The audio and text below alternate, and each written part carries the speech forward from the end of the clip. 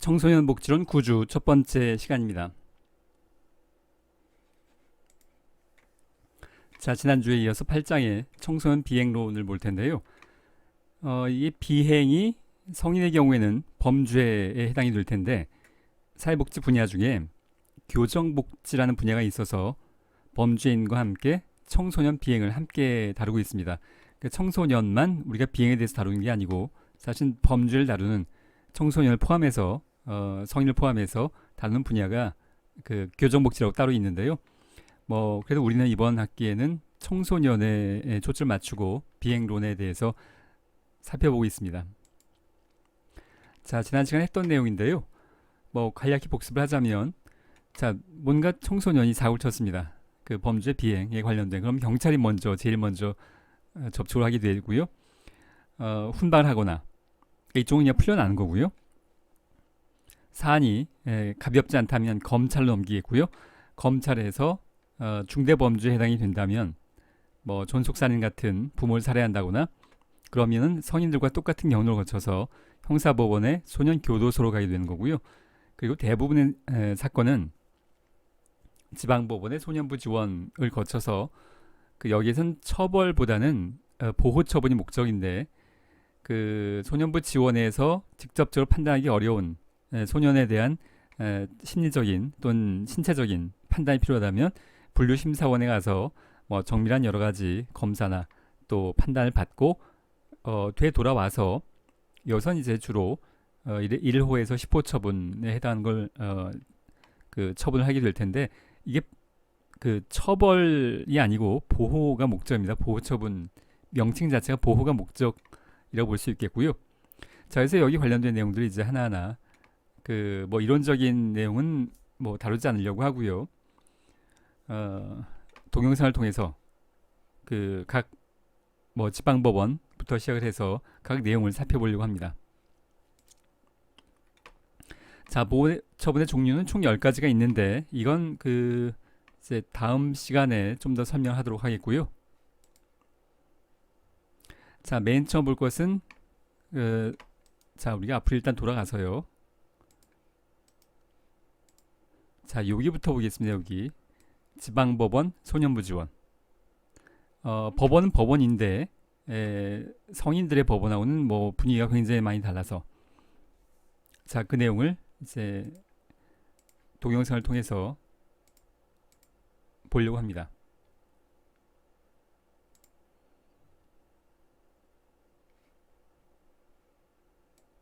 이곳에서 경기도 남부 지역 범죄 소년들이 처분을 받게 됩니다. 본인에게 불리한 사실에 대해서 진술을 거부할 수 있다. 그 피해자였던 사귀던 여자친구한테 헤어진 이후에 그 몸에 사진을 찍어서 계속 전송해 달라고 요구했던 거야. 그 헤어진 이후에 그런 영상 통화로 사진을 찍어서 전송하라고 요구한 이유가 뭐야? 처음엔 제가 모기 때문에 그런 줄 알았는데 당시에 호기심이 많아서 왔습니다. 죄송합니다. 지금 피해자는 경찰에서 진술하고 그럴 때 본인은 한때 자살도 생각해서 시도도 해봤다고 진술했거든. 그런 점에 대해서는 어떻게 생각해? 그냥 제가 처음 알았는데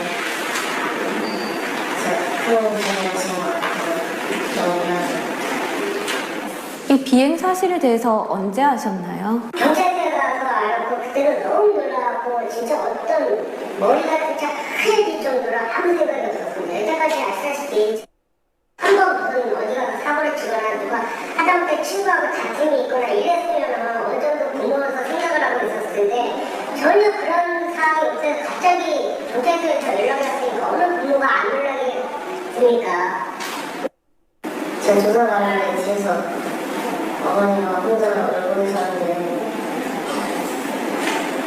너무 죄송했어요. 대전소년원에 6월 3일 입원하는 것으로 하겠습니다. 자, 이게 소년법정의 상황인 건데요. 이 판사가 여기는 일반 법정처럼 변호사, 검사가 따로 없습니다.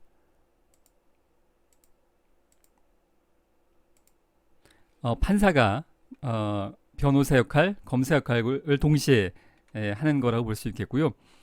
방청객도 따로 없고 그 보호자가 그 배설한다거나 일반 법정과는 뭐 상당히 다른 모습을 보이고 있는데요.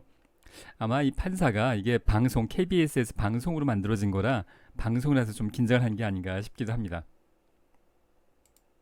자, 그래서 지금 보호처분의 하나로서 대전소년원에 입원한 것, 입원이라는 게 병원을 이야기하는 건 아니고 소년원이니까 원에 들어간다라는 말에 입원이라고 할 수 있겠는데요. 이게 보호처분 중에 하나인 셈입니다. 그래서 보호처분의 종류에 대해서는 앞으로 더 다루게 될 거고요. 소년 사건의 경우에는 중범죄에 해당이 돼서 일반 법원으로 가는 경우를 제외하고 대부분의 경우에는 이러한 법원의 분위기에서 소년 법원의 분위기에서 진행이 되는데요. 한 사건을 더 보도록 하겠습니다.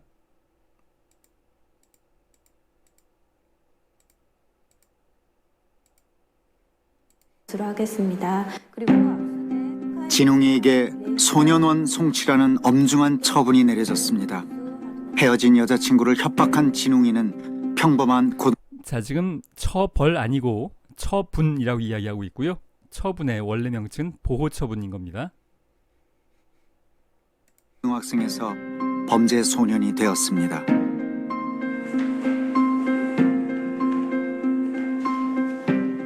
소년 법정이 처음이 아닌 아이들도 많습니다. 혜림이는 오늘이 3번째입니다. 경우에도 이전에 기소유예 처분도 받았고 1호 4호, 1호 2호 4호 처분도 받고 입학까지 적도 있지. 그렇게 보호 처분도 많이 받았는데 계속해서 비행하고 있는 이유가 뭐야? 죄송해요, 진짜. 다시는 반복된 실수 안 할게.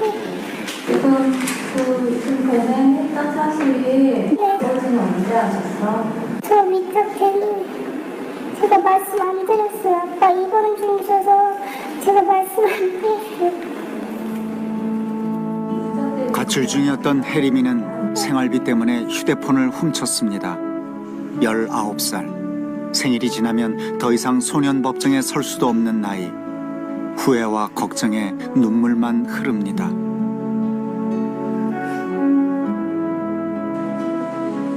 재판 관계자나 보호자 외에는 누구도 들어올 수 없는 소년 법정. 가출 소년 준현이는 어머니와 함께 법정에 섰습니다. 저고 부모님 작년 10월, 11월 이때 뭐 오토바이 훔치고 그다음 편의점에서 물건 훔치고 자동차도 가져가고 남의 집에도 들어가고 자동차 털이도 하고 여러 가지 비행을 많이 했는데 어떻게 이렇게 짧은 시간에 집중적으로 비행을 하게 됐어?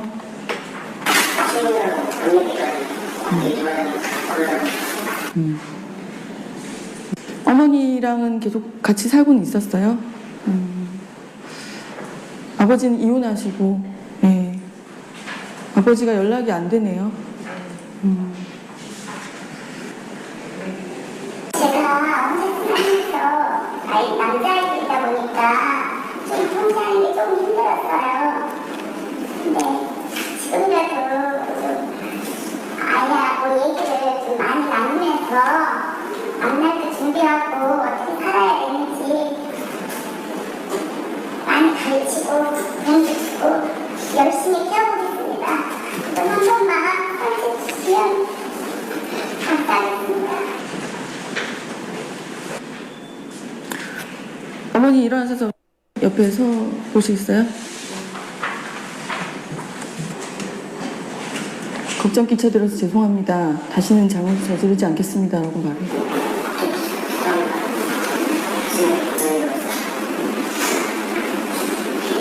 다시 또 문제하는 게 살자.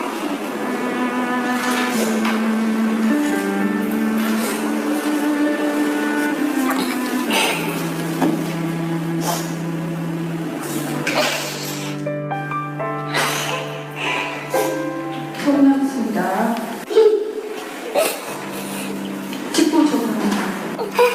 네, 이거 양보할 수 있습니다. 자, 우리가 클라이언트에게 개입을 한다는 얘기는 클라이언트 개인만을 바라보는 것이 아니라 클라이언트를 둘러싼 여러 가지 환경에 대해서 동시에 개입하고 고려한다는 말의 의미인데요. 그 첫 번째 환경이 가족인 셈이죠. 우리가 클라이언트를 돕는 과정에서 가족을 빼놓고는 뭐 도무지 이야기할 수가 없습니다. 그것이 어떤 클라이언트이든 어떤 분야이든 간에 뭐 교정 복지도 물론 마찬가지라고 할 수 있겠고요. 자, 이제 이 그 동영상은 그러니까 이제 소년법정 가정법원 소년부 지원 정확히는 근데 보통 이제 소년법정이라고도 많이 하는데요. 자, 여기에 대해서 이제 여기까지 보도록 하겠고요. 수원 지방 자, 우리가 지금 뭘 봤냐면 여기 봤습니다. 여기. 자, 청소년이 걸렸어요. 경찰에 도망가다가 걸렸습니다. 그럼 이건 이쪽은 다 풀려난 겁니다. 사안이 심각하지 않다고 보고 경찰 단계에서 풀려날 수도 있고 검찰 단계에서 풀려날 수도 있고 이제 소년법정 지방법원 소년부 지원 차원에서 풀려날 수도 있어요. 그런데 일단 그건 제외하고 자꾸 반복하게 되니까 자, 경찰이 검찰로 사건을 넘기고 검찰에서 보기에 이쪽으로 할 수도 있고 이쪽으로 할 수도 있는데 대부분 이쪽으로 옵니다. 그리고 여기가 가장 경로에 여러 가지 그 접점이 된다고 볼 수 있겠는데요. 자, 여기에서 지금 보호처분을 내리고 있는 방금도 뭐 10호 처분 내리겠습니다. 뭐 이렇게 얘기했잖아요. 보호처분을 내리고 있는 그 장면을 봤고요.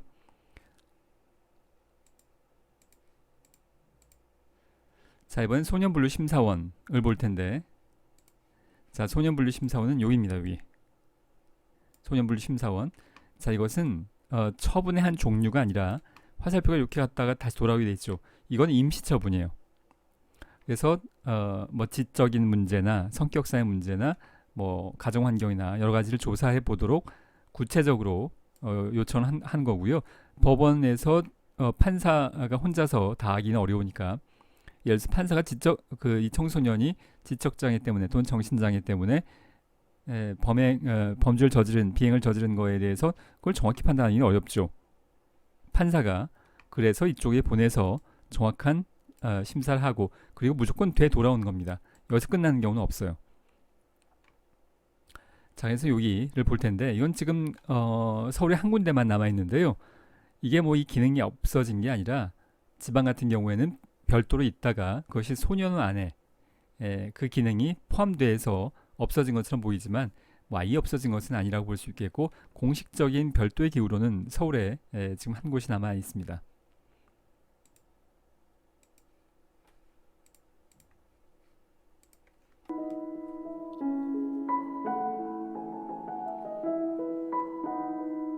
자, 소년법원의 결정에 따라서 그러니까 법원에서 보내는 거예요.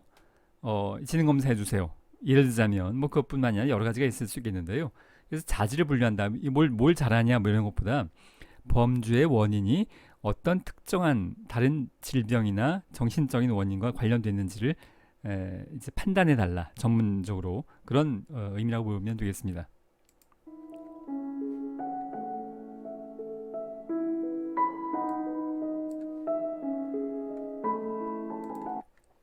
자, 소년의 신상조사, 심리검사, 환경조사, 행동관찰.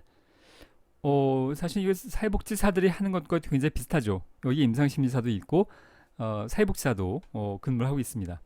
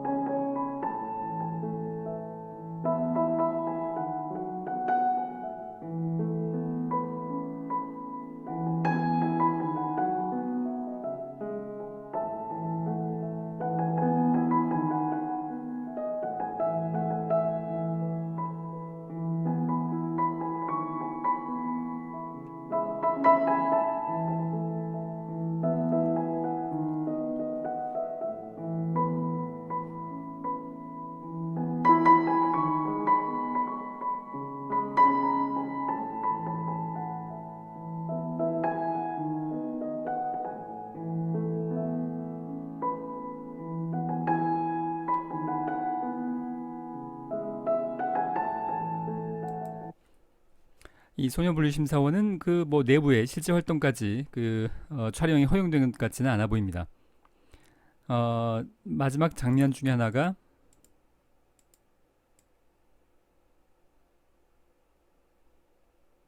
할 수 있다라는 말이 나왔었는데 여기군요. 우리의 편견 중에 고정관념 중에 하나, 청소년이 비행을 하면 이렇게 적극적으로 도와줘야 될 것 같은 느낌이 들고, 성인이 범죄를 저지르면 상대적으로 그런 관점을 덜 갖게 되는 경향이 있는데요. 자, 우리의 교정복지라는 것은 청소년만 대상으로 하고 있지는 않아요. 성인 범죄인도 물론 교정복지의 대상이 물론 되는 거고요. 성인들의 경우에도 우리의 목적은 어떻게 하면 이들이 사회 적응을 잘하고 재범에 연루되지 않을 거냐. 처벌은 사법부에서 합니다. 우리가 처벌하려고 하는 게 아니에요. 그건 사법부에서 할 일이고요. 사법부가 잘하는가는 또 그건 그것대로 시민의 한 명으로 따져봐야 될 문제겠지만, 우리는 처벌을 하려고 만나는 것이 아니라 그들이 어떻게 하면 재범에 연관되지 않고 사회 복귀를, 사회 적응을 잘 해낼 거냐에 초점을 두고 있다고 볼 수 있겠고, 청소년도 물론 마찬가지라고 할 수 있겠습니다. 자, 지금 우리가 본 게 여기 소년분리심사원을 봤어요. 여기는 최종 처분이 아니에요. 여기 임시처분이고요. 이렇게 갔다가 항상 돌아오게 됩니다. 법원으로, 소년부 지원으로. 그리고 여기에서 판단된 자료를 바탕으로 처분을 내리는데 참고 자료로 사용하게 되는데요. 이쪽은 좀 분량이 많아요. 지금 청소년의 경우엔 이 전체 경로 중에 여기가 제일 많아요. 근데 그래서 저기 그 내용이 이 안에 또 여러 가지 기관들이 있고, 그래서 지금은 먼저 소년 교도소를 먼저 보려고 합니다. 자, 앞에서 뭐 반복적으로 설명하고 있습니다. 검찰이 이쪽으로 보낼 수도 있고 이쪽으로 보낼 수도 있는데, 이 경우는 아주 죄질이 나쁘거나 중범죄인 경우에 해당이 되는 것이고, 이 경우는 성인들과 똑같은 경로를 받게 되는데, 그렇다고 교도소까지 성인 교도소와 동시에 수감되지는 않고요. 소년 교도소가 또 별도로 전국에 딱 한 군데가 있습니다. 그 상황을 좀 보려고 합니다.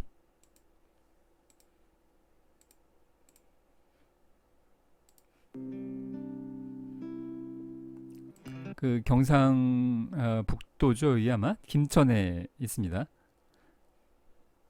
국내 유일의 소년교도소.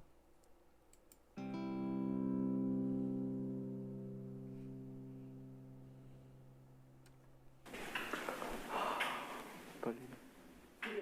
6년 받고 여기 들어온 지 이제 한 4년 거의 반 살았습니다. 여기. 몇 살 때? 17살 들어왔습니다. 여기.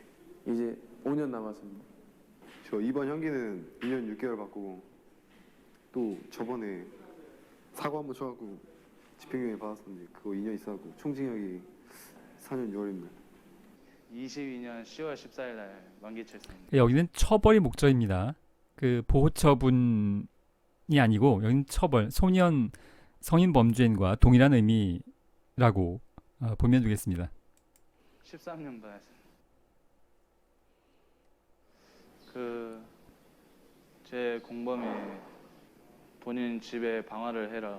그러면 본인이 이 동네에서 잘 살게끔 해주겠다. 그리고 안 하면 할머니를 죽여버리겠다. 협박하겠다. 방화 사건이 터지고 이렇게 들어온 겁니다. 누가 다쳤어요? 제 공범 부모님, 엄마랑 누나가 좀 돌아가셨습니다.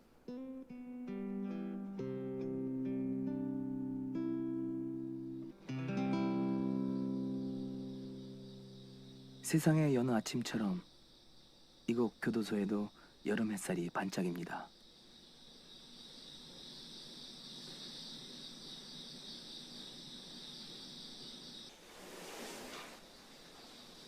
가장 어두운 곳에서 인생의 가장 빛나는 시기를 보내야 하는 소년교도소.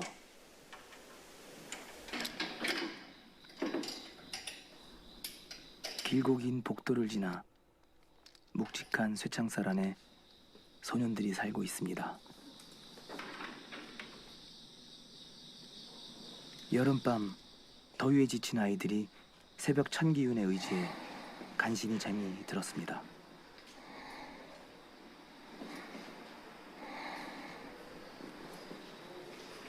문제 걸릴라.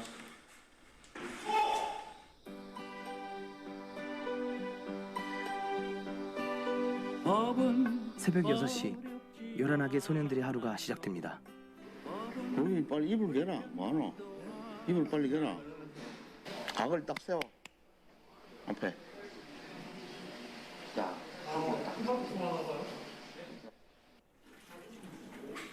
일어나자마자 두 평 남짓한 방에 이미 졸음은 저만치 물러갔습니다. 60 50 하나 둘셋넷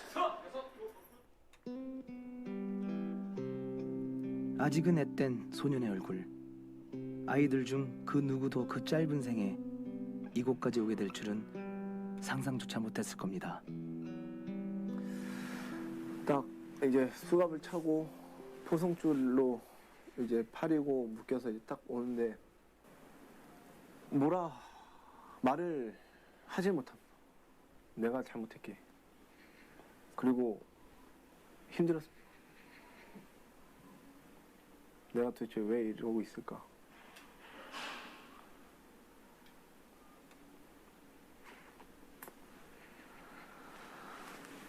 지금 생각하면은 그냥 그때 뭐 그랬지 하는데 그때는 진짜 딱 처음으로 이렇게 했을 때는 무서움, 창틀 보고 답답하니까 소리도 막 지르고 사고 많이 쳤어요 처음에.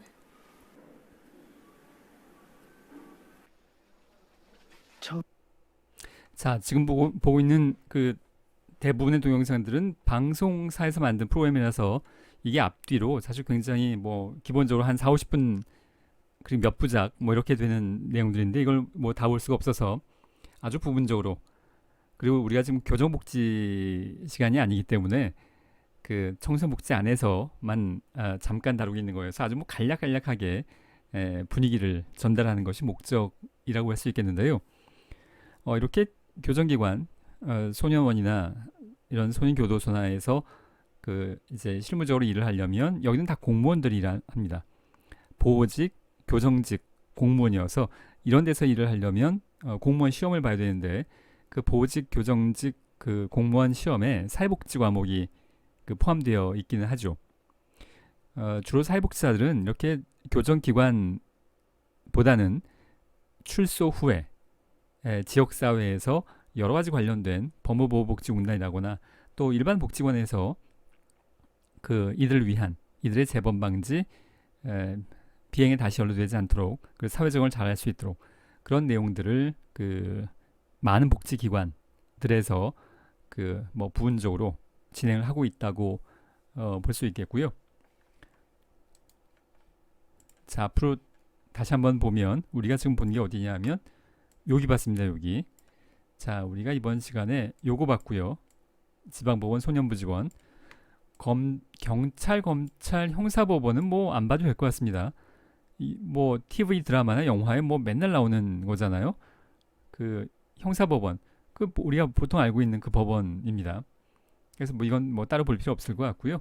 지금 여기 봤고 소년분류심사원 봤습니다. 이제 다음 시간부터 1호부터 10호 처분에 관련된 기관들에 대해서 살펴볼 예정입니다.